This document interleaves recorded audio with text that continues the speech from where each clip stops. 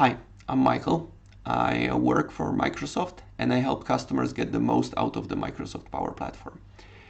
I used to travel a lot and I used to work in workshops, but since the beginning of the pandemic, I have to deliver the message over video streams like this one and over video conferences. The way you hear me and the way you see me impacts my credibility, so I wanted to get the most out of the available technology. Let me share a few tricks with you. So, earlier in the spring, I had nothing set up. My conference calls would look like this or like this, and it was no good. And I had to change a few things, so today I will show you a few tricks. I'm gonna talk through the light setup, the camera, the monitors, and the software that I'm using to control it. But first things first, let's start with the lights. This is my actual desk, and you don't see lights immediately. That's because they're hidden. One of them is here on the left hand side. You can see the lamp behind my monitor. The other is to the side of the desk. You can see them on the screen if you look in here. This is the area where the first lamp is. It's shining on the wall behind me. The second lamp is facing the wall here. And the lamps are set up so that none of them is shining in my face, because then it would reflect in my glasses. Instead, they set the light on the walls around me, which gives a nice warm room impression and a bright environment, even on evening conference calls. So again, one of the lamps is, I just used two very ordinary, cheapest possible lamps from a construction store. I put one of them behind the monitor on my left hand side, the other to the side of the desk on my right hand side, and this is what it looks like. If I switch them off, I'm working without conference calls, so I have a switch to turn them on and start working on conference calls. The next thing is the sound, and for the sound, you need to hear your audience and you need the audience to hear you. So I use the microphones here in the center of the image, because this is where I'm talking to right now. I'm facing the camera, so you can hear me well through the microphones on my camera. I'm not using the microphones on my Surface because they were more likely to capture the sound of the ventilators in the computers.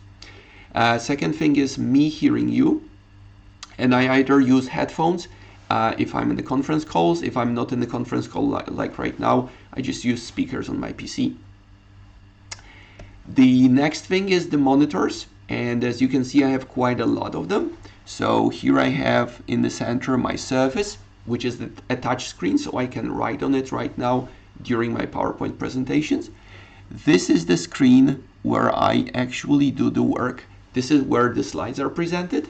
And this is if I'm playing an application. If I want to demonstrate something with Power Apps, I'm going to play it on this screen, and I'm going to operate the software on the left-hand side of my face.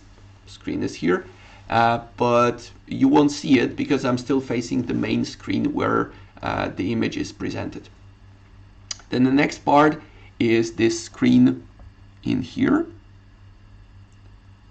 and this is where the video is assembled. The way this works is that what you can see on the left hand side is pasted inside here, assembled together with the video feed, and then either recorded or shared through Teams. This way I'm always facing the camera. As you can see, the camera is here. It's right in front of my face.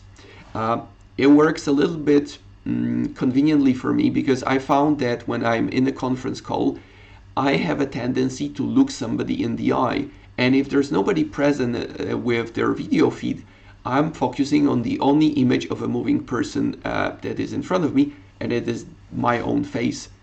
So if I put my own face right behind the camera, you can see this here in the center of the page, so I'm facing the camera, and over the camera I see the monitor. This makes sure that I'm always focusing on the audience instead of working here and having you look at the side of my face. So, having spoken about the camera is right in front of me. It's exactly here. It's mounted, it's either I put it on a little carton box or I put it on a tripod. But the important thing is you need to position it as high as practical, even obscuring partly your screen. And that's because you will be naturally looking into the eyes of your audience instead of giving your audience the feeling that you're working here while they can watch the top of your head. Next part, software. There's a piece of software called OBS. I don't remember what's the Open Broadcasting Studio is the acronym for. Yeah. So OBS is what most people use these days. It's a free piece of software. It's open source and it's on the web, and people use it for all kinds of broadcasting situations.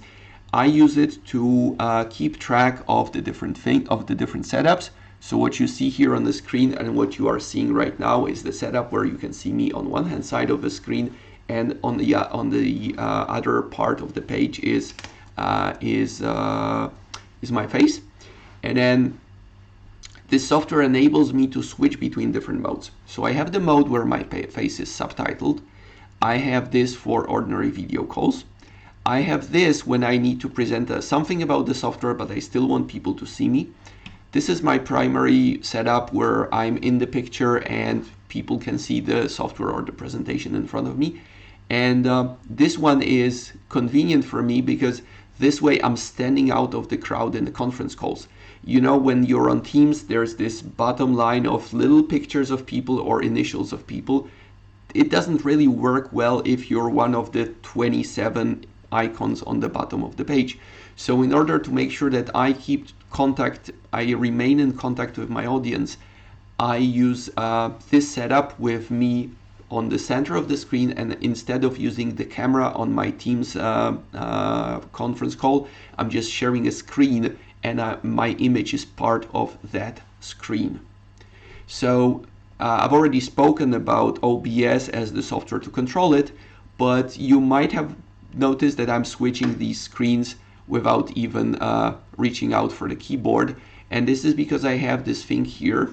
I purchased the simplest possible wireless keyboard. As you can see, I have stickers on it because I have reprogrammed these buttons so that I don't have to find the app on my computer and switch to a different application.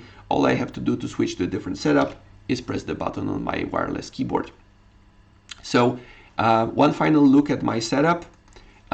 You can see the lamps are in here and here, and they're not shining on my face, they're reflected off the white walls around me.